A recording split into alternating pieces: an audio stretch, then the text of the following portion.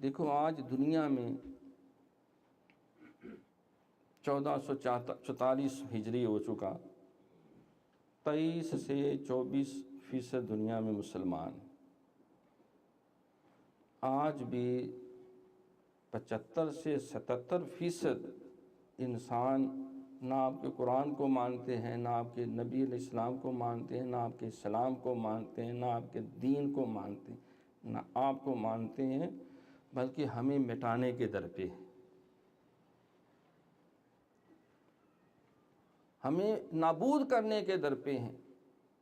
ہر جگہ انہوں نے انتشار پیدا کیا ہوا ہے، جہاں جہاں مسلمان ہیں، جہاں جہاں سے کوئی خطرہ ہے کہ کوئی ایسی مضبوط جو ہے وہ اسلامی تحریک اٹھ سکتی ہے، اس کو وہ روٹی دانے کے چکر میں پھنسا دیتے، مہنگائی کی دلدل میں ان کو پھینک دیتے، اور کئی طالع ازما جو ہیں وہ ان کو اپنا حاشیہ بردار بنا کر، تو باطل قوتیں نابود کرنے کے در پہ ہیں۔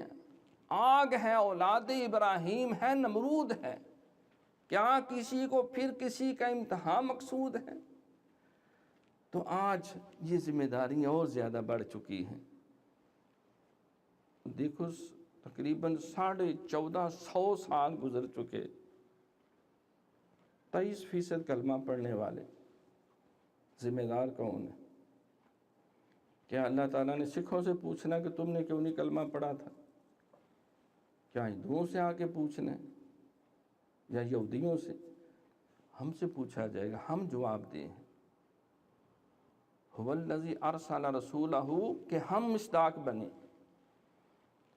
کنتم خیر امت، کہ ہم مصداق بنے، ولتکن منکم امت یدعون الی الخیر، کہ ہم مصداق بنے، الذین ان مکناہم فی الارض اقاموا الصلاۃ، کہ ہم مصداق بنے، ولا تہنوا ولا تحزنوا وانتم الاعلون ان کنتم مؤمنین، کہ ہم مصداق بنے۔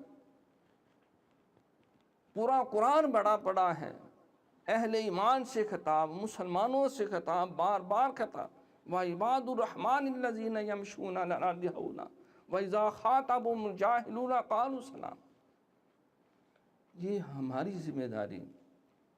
معزز حاضرین، تو ان پاک لوگوں کا ذکر خیر اس لیے کہ وہ بھی انسان تھے،